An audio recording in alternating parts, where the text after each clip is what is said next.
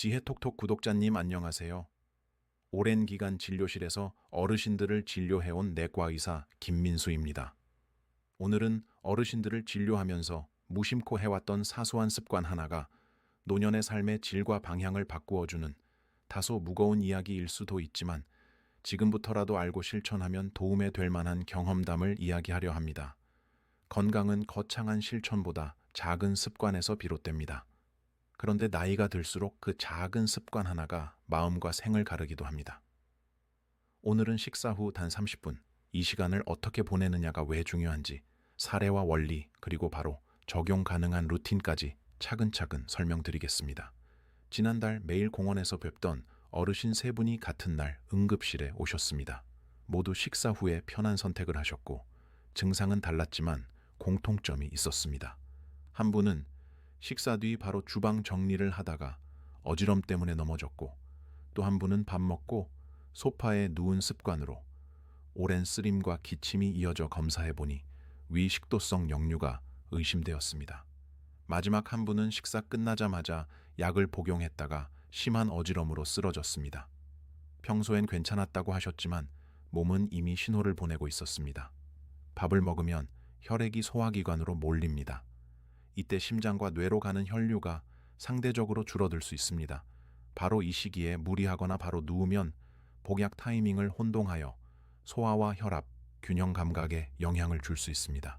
오늘은 식후 30분에 피해야 할 것 3가지와 하면 좋은 것 이 3가지를 사례와 원리, 루틴 순서로 설명드리겠습니다.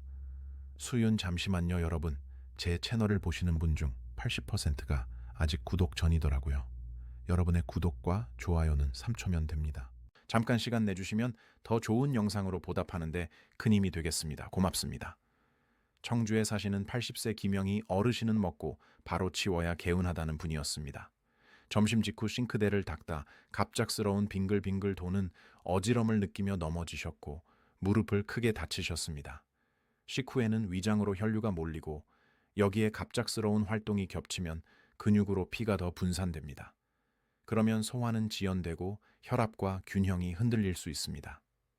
경기도 이명수 어르신은 10년 넘게 식사 후 소파에 기대거나 눕는 습관이 있었습니다.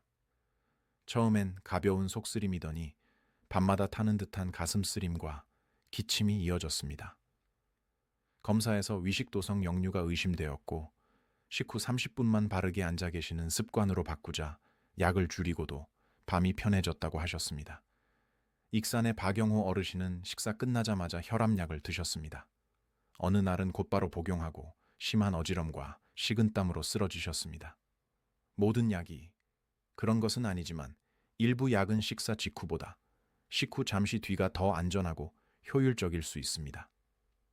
음식물로 가득한 위는 약의 흡수를 바꾸고 식후 초기의 혈류 재분배가 약의 반응을 흔들 수 있기 때문입니다. 3사례 모두 편한 선택처럼 보였지만 식후 30분의 생리적 변화를 거슬렀다는 공통점이 있습니다. 이제 왜 그런지, 몸속에서 무슨 일이 일어나는지 간단히 풀어보겠습니다. 식사 후에는 소화기관으로 혈류의 우선순위가 바뀝니다. 그런데 갑자기 팔과 다리에 큰 근육을 쓰면 혈류가 나눠지고 나이가 들수록 혈압 조절과 자세 반사가 둔해져 어지럼과 낙상 위험이 높아질 수 있습니다.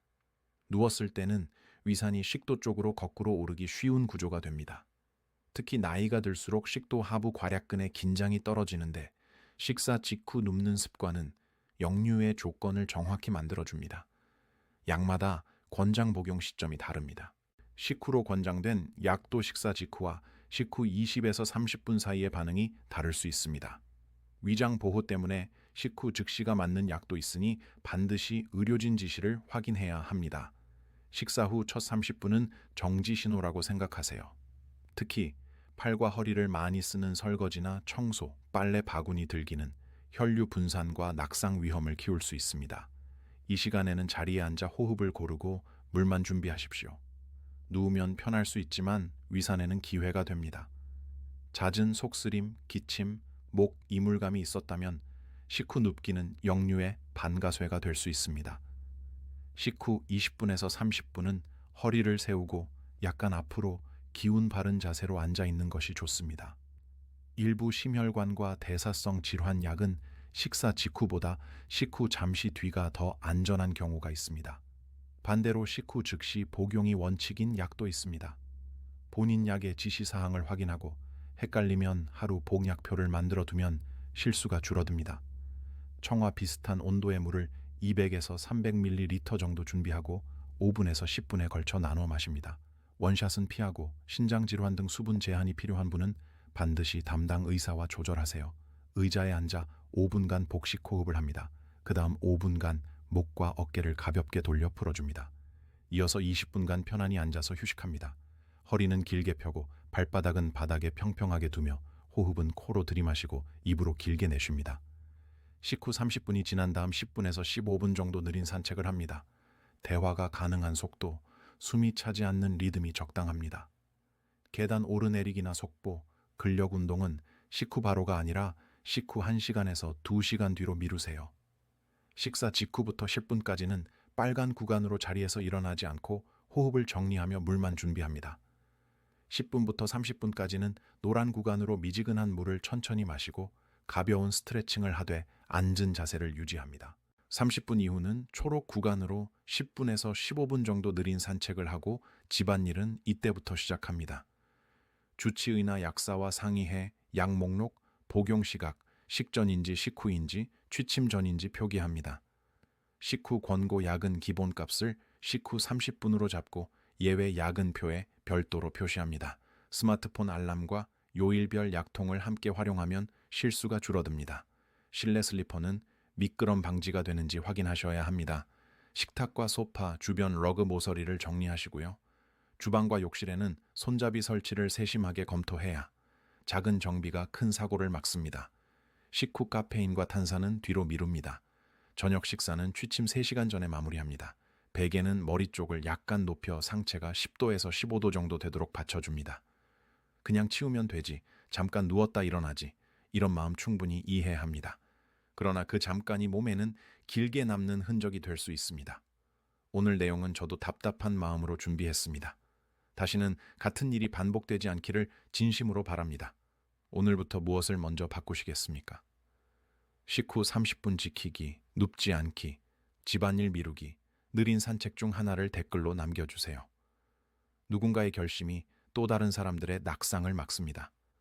과한 음수는 불편할 수 있지만 미지근한 물을 천천히 마시는 것은 점막을 촉촉하게 하고 연동 운동을 돕습니다. 개인 위장 상태에 맞춰 양을 조절하십시오. 식후 30분은 가급적 앉는 것이 원칙입니다. 꼭 누워야 한다면 왼쪽으로 약간 기울인 옆잠이 상대적으로 낫다는 보고들이 있습니다. 다만 가능하면 첫 30분은 앉아서 보내십시오. 운동 강도로 바로 들어가면 혈압과 낙상 위험이 올라갈 수 있습니다. 식후 30분이 지난 뒤 느린 산책을 먼저 하고 본 운동은 식후 1시간에서 2시간 후가 좋습니다. 위장 보호가 필요한 약이나 일부 항생제처럼 식후 즉시가 맞는 약도 있습니다. 다약제 복용 시에는 각각의 약에 대한 지시를 우선합니다. 헷갈리면 복약표에 큰 글씨로 명확히 정리하세요. 김영희 어르신은 이제 타이머를 30분으로 맞춘 뒤 설거지를 시작합니다. 접시가 30분 늦게 닦여도 내 무릎은 평생 함께 가야 한다는 말씀을 하십니다. 이명수 어르신은 등받이 있는 의자에서 약간 앞으로 기울인 자세로 20분을 보내십니다. 위장약을 줄이고 밤잠이 늘었습니다. 눕는 편안함보다 밤의 평안이 더 좋다는 말씀이 인상적이었습니다. 박영호 어르신은 복약표를 큰 글씨로 만들고 식후 권장 약에는 식후 30분 알람을 걸어두셨습니다. 실신 이후 같은 일이 다시 없었습니다. 식탁 위에 보온컵을 두고 미지근한 물 200에서 300ml를 10분에서 20분 사이에 나눠 마십니다.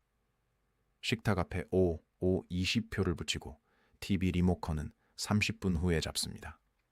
집 앞에 10분에서 15분 코스를 정해 평지 위주로 걷습니다. 날씨가 좋지 않으면 복도나 실내에서 걷습니다. 매트 모서리를 테이핑하고 문턱을 정리합니다. 조명 밝기를 조금 올려 시야를 편하게 합니다. 식후 바로 하는 집안일, 식후 바로 눕거나 기대는 자세, 즉시 복용하는 습관입니다. 미지근한 물을 천천히 한 컵 마시기, 5분 복식 호흡과 5분 가벼운 스트레칭 후 20분 앉아있기, 30분 뒤 느린 산책입니다. 식후 30분은 약보다 강합니다. 누우면 편안하지만 앉으면 평안합니다. 바로 치우면 개운하지만 기다리면 안전합니다. 여기까지 들으셨다면 오늘 저녁부터 한 가지는 바꾸고 계실 겁니다. 그런데 혼자 사시는 분 또는 가족과 함께 살더라도 혼자 있을 때 예기치 않게 어지럼이 오면 어떻게 해야 할까요? 즉시 앉고 다리를 꼬지 않은 채 깊게 호흡합니다. 물을 한 모금씩 1분 간격으로 마십니다. 2분에서 3분 안에 증상이 악화되거나 흉통, 한쪽 마비, 말이 어눌해지면 지체하지 말고 119에 연락하십시오. 구독과 알림을 켜두시면 다음 편 응급 체크와 119 판단 기준을 놓치지 않으실 겁니다. 좋아요는 오늘 영상이 필요한 분께 더 빨리 닿는 다리가 됩니다. 식후 낮잠은 30분을 기다린 뒤에 15분에서 20분 정도 짧게가 좋습니다. 왼쪽으로 약간 기울여 주무시면 상대적으로 편할 수 있습니다. 긴 낮잠은 밤잠을 깨고 역류를 악화시킬 수 있습니다. 점심에 국과 밥을 드셨다면 10분 동안 자리에 앉아 호흡을 고르고 10분에서 30분 사이 물을 천천히 마신 뒤 30분이 지나면 복도를 한 바퀴 걸어보세요.